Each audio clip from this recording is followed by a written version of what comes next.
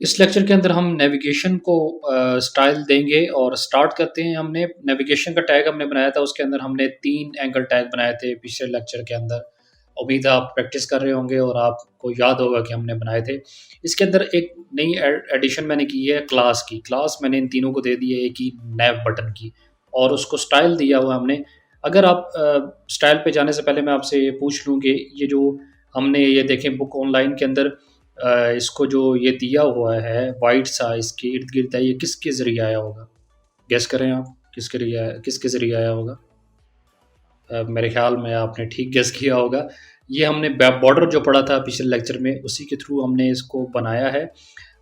Style dot CSS में जाते हैं और बॉर्डर के अंदर हमने जहाँ पे थिन, थिक, डॉटेड, डबल इसकी प्रॉपर्टीज़ पढ़ी थी, वहाँ पर आप अगर इसको पहले वैल्यू देते हैं 1 पिक्सेल्स और आगे एक प्रॉपर्टी डालते हैं सॉलिड और उसको कोई भी कलर दे देते हैं, तो वो इसके बॉर्डर्स बना देगा सॉलिड किस्म के। सॉलिड का मतलब ये है कि आप इसकी जो भी वैल्यू जितनी वैल्यू इंक्रीज़ करते जाएँगे उतना सॉलिड होता जाएगा इसका जो बॉर्डर है। मैं इसको 1 देता हूँ, थोड़ा कम सॉलिड है। और वाइट इसका हम यहाँ पे कलर कोई भी आप दे सकते हैं, वाइट की जगह पे रेड, ब्लू जो भी आप देना चाहें दे सकते हैं। मैंने वाइट दिया हुआ है और पैडिंग इसकी 10 पिक्सल टॉप से है, 20 राइट से है, बॉटम 10 पिक्सल है और लेफ्ट साइड पे हमारी 20 पिक्सल है। जैसे आप देख रहे हैं बुक ऑनलाइन के इर्द-गिर्द हमने पैडिंग दे दी है। मार्जिन लेफ्ट साइड से कि इस जो अबाउट अस की जो पूरा ये एंकर टैग है, इसके लेफ्ट साइड पर यहाँ पर मार्जिन कितनी है 30 पिक्सल और फ़ॉन्ट फैमिली हमने प्ले फेयर जो हमने गूगल फ़ॉन्ट डाउनलोड किया था वही हमने इसको दे दिया। सेव करता हूँ और आप अगर देखें इसको रन करके तो हमारे पास ये देखें बेहतरीन से बॉक्स आ गए हैं। जैसे हमारा डिज़ाइन है, अगर हम अपने डिज़ाइन को देखें तो ये देखें बुक ऑनलाइन और अबाउट और इसके जो बॉर्डर है वो आपको वैसे ही नज़र आ रहा होगा जैसे हमने अभी डिज़ाइन कर लिया।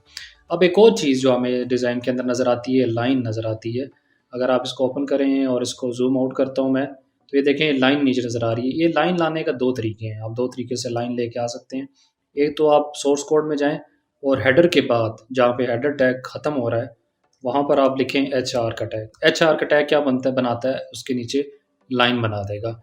ये टैग हेडर का ख़त्म हुआ, मेन टैग स्टार्ट होने से पहले इन दोनों के दरमियान में मैंने लाइन क्रिएट कर दी। इसी तरह जहाँ पे मेन ख़त्म हो रहा है, इसके बाद अगर मैं वह लाइन लगाना चाहता हूँ, मैं यहाँ पर एचआर लिख दूँगा, वो उसके नीचे भी लाइन। ये देखें आप, यहाँ पे मेन टैग ख़त्म हो रहा है, लाइन बन गई है। हेडर जहाँ पे ख़त्म हो रहा था उसके बाद लाइन बन गई।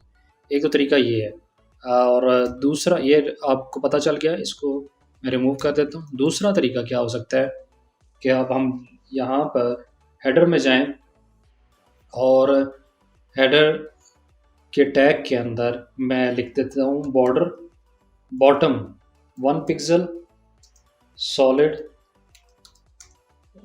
और फिर आगे वाइट दे देता हूँ उसको। ये हमारे पास बन गया और आप देखें बिल्कुल उसके साथ जुड़ा हुआ है। तो अब हम क्या करेंगे, हेडर को क्या दे देंगे, पैडिंग बॉटम दे देंगे 20 पिक्सल जितनी हम देना चाहते हैं, ये देखें। और अब अपनी मर्ज़ी का हमने नीचे लाइन बना ली है वो हेडर के बॉटम पे। और अगर हम डिज़ाइन देखें तो उसी तरह हमारे पास डिज़ाइन में भी एक पतली सी लाइन होगी। आज के लेक्चर में इतना ही, मिलते हैं आपसे नेक्स्ट लेक्चर में, तब तक के लिए आपसे इजाज़त चाहूँगा। Thank you so much.